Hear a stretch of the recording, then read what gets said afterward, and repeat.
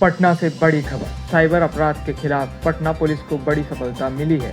ATM card बदलकर और cyber ठगी के जरिए लोगों को ठगने वाले एक संगठित गिरोह का पर्दाफाश किया गया है। इस कार्रवाई में पुलिस ने 13 अभियुक्तों को गिरफ्तार किया है। बरामद सामान गिरोह के बड़े नेटवर्क की ओर इशारा कर रहा है।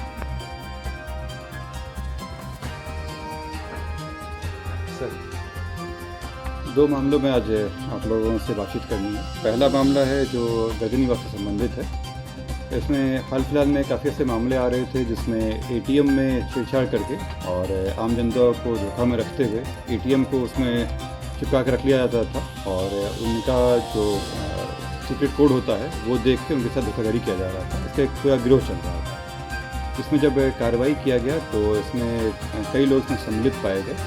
इसमें से 13 लोगों को गिरफ्तार किया गया। जब इनसे पूछताछ किया गया तो पाया गया कि एक पूरा नेटवर्क चल रहा था जिसमें ये लोग आम जनता को बेवकूफ़ बना के उनके फर्जी डॉक्यूमेंट लेकर अकाउंट्स खुलवा रहे थे और इन अकाउंट्स पे जो ऑनलाइन बेटिंग के अकाउंट्स होते हैं उसके पैसे यहाँ ट्रांजैक्शंस में आ रहे थे और इन लोगों के द्वारा अन्य कई लोगों तक जा रहे थे। इसमें पूरा एक चेन बना हुआ था। तो ये लोग दो तरह का काम करते थे। एक तो ये लोग अकाउंट्स प्रोवाइड करते थे जिसमें सारे डिटेल्स वगैरह रहते थे और इसका इस्तेमाल जो ऑनलाइन गेमिंग ऐप्स होते हैं उसके पैसा को चैनलाइज करने के लिए होता था। और दूसरा जो एटीएम में छेड़छाड़ करके आम लोगों का जो एटीएम को रख लेते थे और उसके धोखाधड़ी का जो पैसा होता था उसको भी इस्तेमाल करते थे।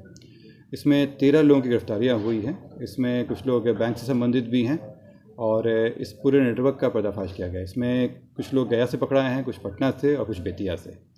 और जो अकाउंट्स वगैरह पाए गए हैं वो सारे डिटेल्स निकाले जा रहे हैं। इसमें इन कई अकाउंट्स में जो है वो भारतीय करेंसी के अलावा विदेशी करेंसियों का भी इस्तेमाल किया गया है और कुछ को जो पेमेंट किया गया है वो बाइनेंस अकाउंट जो क्रिप्टो करेंसी के लिए भी इस्तेमाल होता है उसमें भी किया गया है।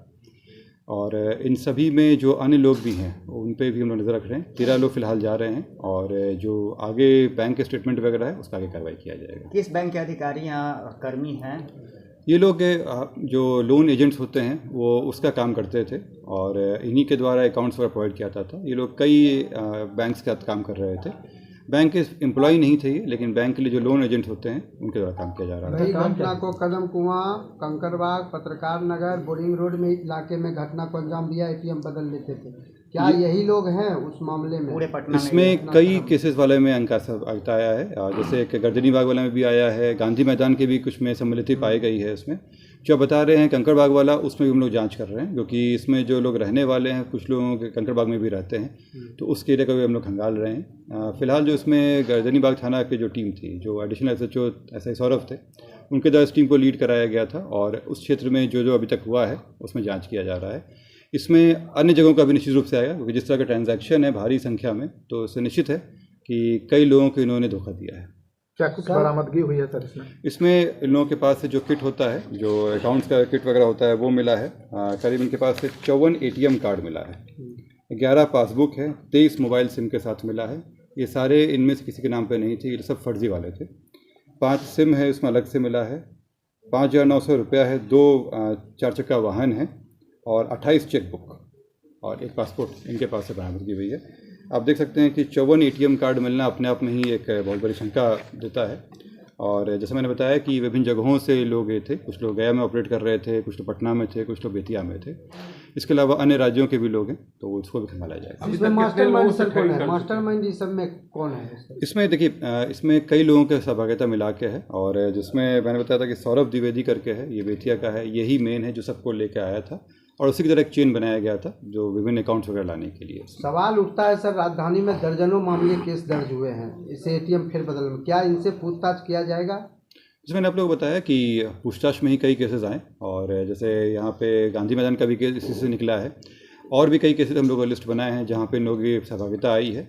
इसके अतिरिक्त जो भी हमारे पुराने पिछले 1 साल में जितने भी केसेस हुए हैं उन सब में हम लोग खंगाल रहे हैं फुटेज वगैरह के आधार पे और इन लोगों के मूवमेंट के आधार पे कि कहाँ पे कार्य किया। सर ये अकाउंट खोलते तो देते किसको थे? ये अकाउंट खोलते नहीं थे, ये लोग अकाउंट्स अरेंज करवाते थे और उस अकाउंट के द्वारा जो विदेशों से पैसा आता था उसको चैनलाइज कराते थे। किसको देते हैं? उसका अकाउंट भाड़े पर लेते करने के लिए किसको तो देते हैं? वही म्यूल अकाउंट खोले जाते थे। एग्जैक्टली म्यूल अकाउंट ही खोले जाते थे और ये अकाउंट एक दूसरे को पास करते हुए जो इसमें आखिरी कड़ी हम लोग को मिला सौरभ द्विवेदी, इसके द्वारा कि जिस व्यक्ति को दिया गया उनका नाम चूँकि हम लोग गिरफ्तार नहीं किए हैं इसलिए अभी हम नाम नहीं दे रहे हैं। उनका काम क्या था सर जिसको ये सारे पैसे ट्रांजैक्शन होता था और ये लोग हर एक लोग अपने अपने जो कट होता था इनका परसेंटेज वाइज बना हुआ था वो अपने यहाँ रख के ये लोग बाकी पैसा आगे बढ़ाते थे। जिनका खाता खुलता था जिनके नाम पे खुलता था उनको भी कमीशन दिया जाता था? वही हम लोग निकाले हैं जो अभी तक हमारी जानकारी में आया है। ये लोग करते क्या थे कि कॉर्पोरेट अकाउंट खुलवाते थे, क्योंकि जो इंडिविजुअल नाम से होता है उसमें अगर भारी ट्रांजैक्शन होगा तो उस पर होल्ड लग जाता है, तो ये लोग कॉर्पोरेट अकाउंट खोजते थे और उसके द्वारा करते थे।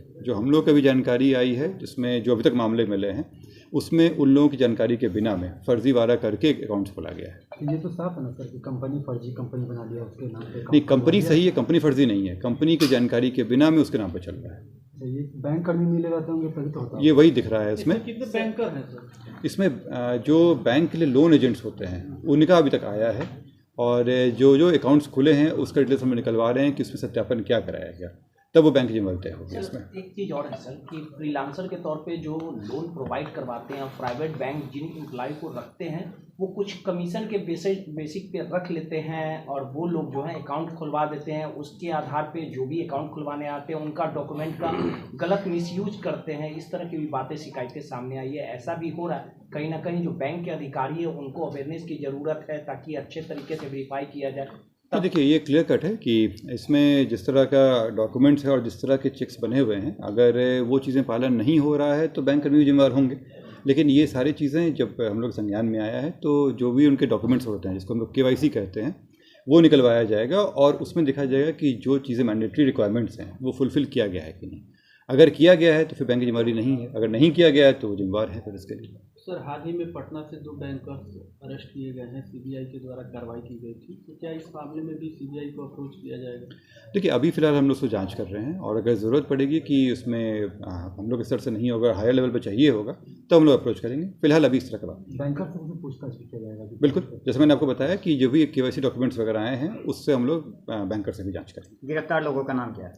इसमें 13 लोग हैं, डिटेल्स हम आप लोगों को शेयर कर देंगे। सौरभ त्रिवेदी का नेटवर्क विदेशों तक, जैसे मैंने आपको बताया कि इसमें ट्रांजैक्शंस हुए हैं, बाहर से पैसा आया है और पैसा बाहर भी गया है और अब इनको कितना नॉलेज था ये तो जांच में क्लियर होगा, लेकिन इनके अकाउंट से पैसा आगे गया है। किन किन राज्यों में सर इनका आदमी है, किन किन राज्यों में इनका नेटवर्क है? देखिए हम लोग फिलहाल जो बिहार में 3 जगहों से गया, पटना और यहाँ से बेतिया से लोगों को उठाए हैं।